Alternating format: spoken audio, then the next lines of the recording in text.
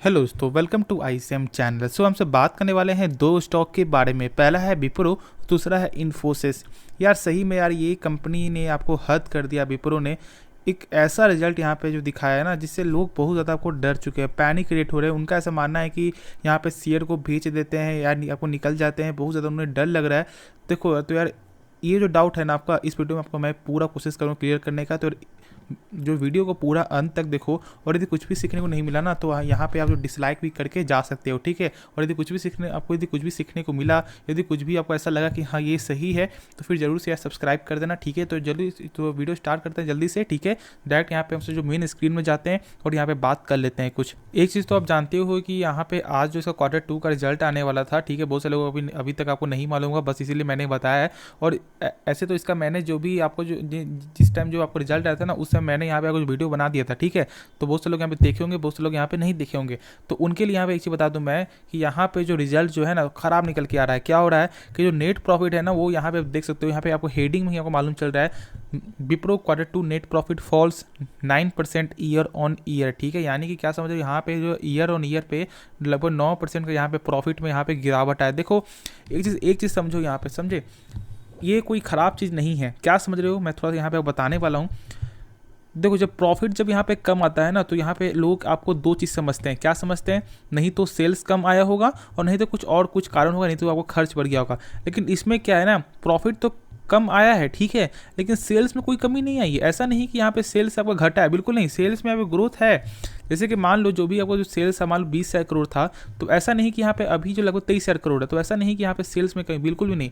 लगातार सेल्स आपको बढ़ते हुए आपको दिखाई दिया है। हाँ, प्रॉफिट में यहाँ पे कमी आई है क्योंकि यहाँ पे खर्च आपको बढ़ा है, यानी कि आपको क्या हुआ है, एक्सपेंसेस आपको बढ़ते हुए दिखाई दिया है। लेकिन हाँ, कंपनी कोई ख़राब नहीं है, आपको यहाँ पे आराम से आपको होल्ड करना चाहिए।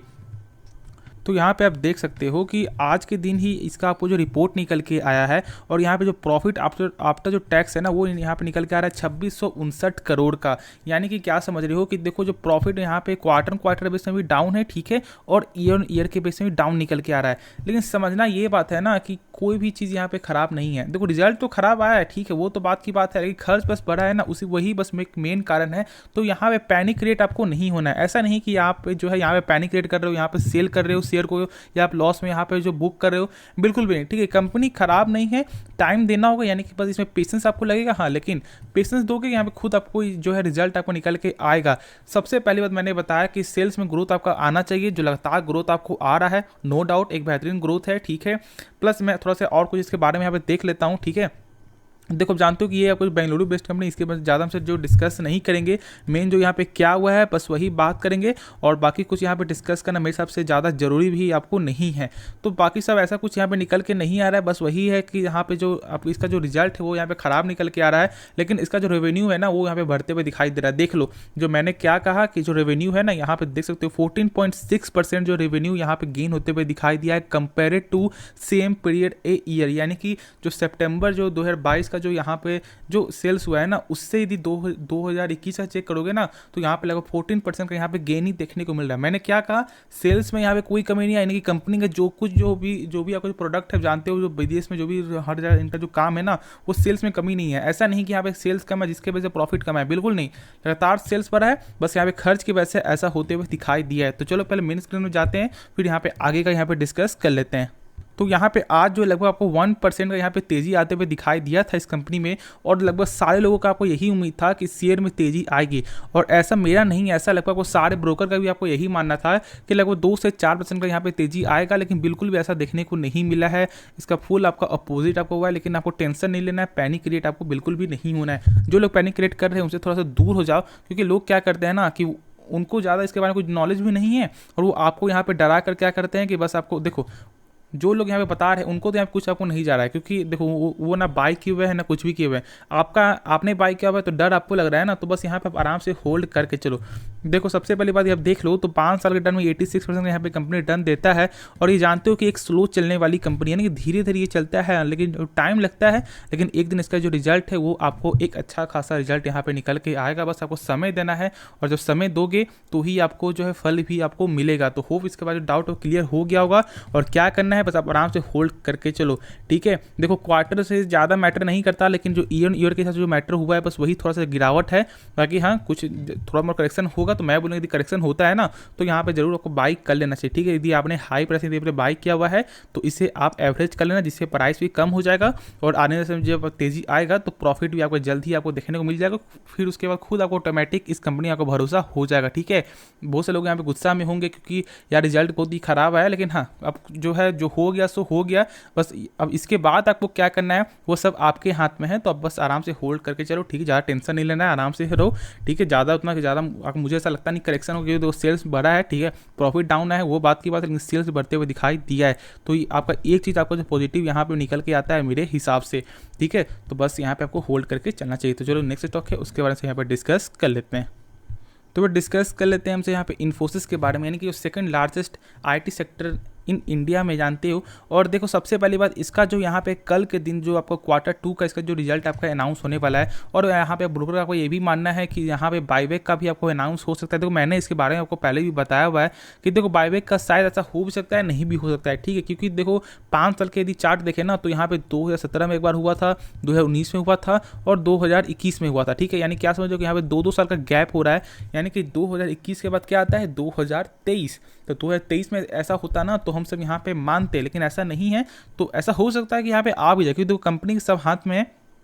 लेकिन देखो यहाँ पे जानते हो 2 तरह का होता है, एक आपको होता है टेंडर और एक होता है ओपन। यदि ओपन से हो तो फिर सही है, टेंडर में थोड़ा सा यहाँ पे जो माहौल थोड़ा खराब होता है, हाँ लेकिन दोनों चीज़ एक सही है, निकल के आता है। देखो यहाँ पे कंपनी बायबैक क्यों करती है मालूम है आपको, लोगों को यहाँ पे आपको भरोसा दिलाने का कि यहाँ पे कंपनी को खुद अपने यानी कि खुद की कंपनी भरोसा है और यहाँ पे आपको ही भरोसा होता है, ठीक है। इसके कारण यहाँ पे कंपनी बस आपको इसलिए लाती है क्योंकि यहाँ पे अट्रैक्ट आप हो और यहाँ पे आप बाइंग करो, ठीक है। यही मेन कारण होता है। और जानते हो कि यहाँ पे जो खुद की कंपनी यहाँ यानी कि जो इन्फोसिस यदि बायबैक लाती भी है ना तो वो अपने यानी कि इस प्राइस से आपको हाई प्राइस में आपको बाइंग करेगी। जैसे जब TCS जब शेयर था तो उस समय शायद मुझे कुछ उतना ज़्यादा याद नहीं है, लेकिन हाँ लगभग जो 3500-3600 का शेयर था और लगभग 4204 के प्लस में ही उन्होंने यहाँ पे बाईबैक आपको किया था। तो आपको सेम तरह से आपको होता है, ठीक है। ऐसा नहीं कि यहाँ पे कम यानी कि कम अमाउंट में कंपनी बाई नहीं करती, ठीक है। यहाँ पे ज़्यादा अमाउंट में आपको बाई करती है। तो बस यहाँ पे निश्चिंत रहो, यदि ऐसा होगा तो शेयर में खुद यहाँ पे तेज़ी बनते हुए दिखाई देगा।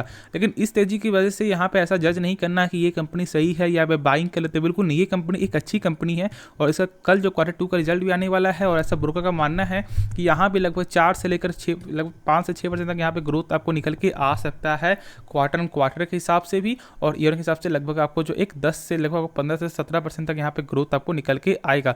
तो एक अच्छी चीज़ है मेरे हिसाब से, ठीक है। बस अब हाँ कल का इंतजार है, क्योंकि देखो मैं हमेशा इसलिए बोलता हूँ कि यहाँ पे ब्रोकर के बाद में हर समय यहाँ पे नहीं जाना चाहिए। उन्होंने यहाँ पे कहा था कि आपको विप्रो में जो यहाँ पे ग्रोथ निकल के लेंगे, ऐसा हुआ बिल्कुल नहीं हुआ। तो इसलिए यहाँ पे ऐसा नहीं करना है, ठीक है। कंपनी में गिरावट होता भी है, जैसे मान लो यदि इसका सेल्स कमी भी आती है, एक आपका रिजल्ट एक अच्छा नहीं भी आता है ना, तो मैं तो बोलूँगा कि यार जब गिरावट आ रहा है तो फिर जरूर आपको फ़ायदा आपको उठाना चाहिए, यानी कि आपको क्या करना चाहिए, बाई करना चाहिए। क्योंकि ये एक लॉन्ग टर्म का फ्यूचर का स्टॉक है। आप जानते हो AI का बिजनेस प्लस इसका क्लाउड बिजनेस प्लस इसका आपको जो डिजिटल मार्केट, बहुत कुछ यहाँ पे आपको आगे जो है इसका बेनिफिट यहाँ पे निकल के आएगा। और एक थोड़ा देख लो 5 साल के रिटर्न में ये कंपनी लगभग 207% का यहाँ पर रिटर्न आपको देती है, एक ज़बरदस्त रिटर्न है। तो नो डाउट आपको आराम से होल्ड करके चलना चाहिए, ठीक है। बस कल का इंतजार है, कल कैसा हो। यदि कल ख़राब भी जाता है तो कोई दिक्कत की बात नहीं, और आपको अच्छा होता है तो फिर तो यहाँ पे आपको अच्छा मिलेगा ही मिलेगा।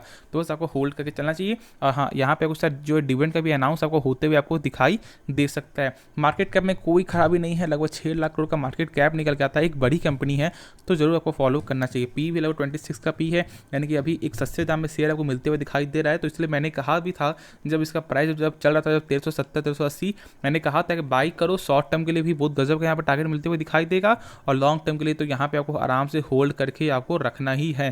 क्योंकि देखो शॉर्ट टर्म में पैसा कमाना जो होता है ना, वो लॉन्ग टर्म से भी आपको हार्ड होता है। क्योंकि शॉर्ट टर्म में आपको एक ऐसा चार्ट देखना पड़ता है, यानी कि एक ऐसा सपोर्ट, यानी आपको हर चीज़ देखना पड़ता है कि क्या सही में मैं इस लेवल में बाई करूँगा तो कल मुझे यहाँ प्रॉफिट होगा, या 10 दिन बाद मुझे प्रॉफिट होगा या नहीं होगा। तो ये भी रिस्क फैक्टर आपको होता है। तो मेरे हिसाब से जो आदमी शॉर्ट टर्म में पैसा बना सकता है ना, वो लॉन्ग टर्म का यहाँ पे किंग आपको बन सकता है, ठीक है। क्योंकि उसे बहुत कुछ आपको मालूम आपको हो जाता है। तो इसलिए यहाँ पे अपने जो नॉलेज को ना यहाँ पे लॉन्ग टर्म के लिए भी थोड़ा सा सोचो, और बहुत एक अच्छा पैमाने में यहाँ पे आप वेल्थ क्रिएट आप करो, ठीक है। तो बस आपको वही फॉलो करना है, ठीक है, और आराम से होल्ड करके चलना है। तो इस वीडियो से आपका इतना ही रहेगा। ये वीडियो पसंद है जरूर इस वीडियो को लाइक कर सकते हो, जरूर से इस चैनल को सब्सक्राइब कर देना, प्लस बेल आइकन को ऑल पे दबा देना, ठीक है। तो मिलते हैं नेक्स्ट वीडियो में, तो तब तक के लिए धन्यवाद।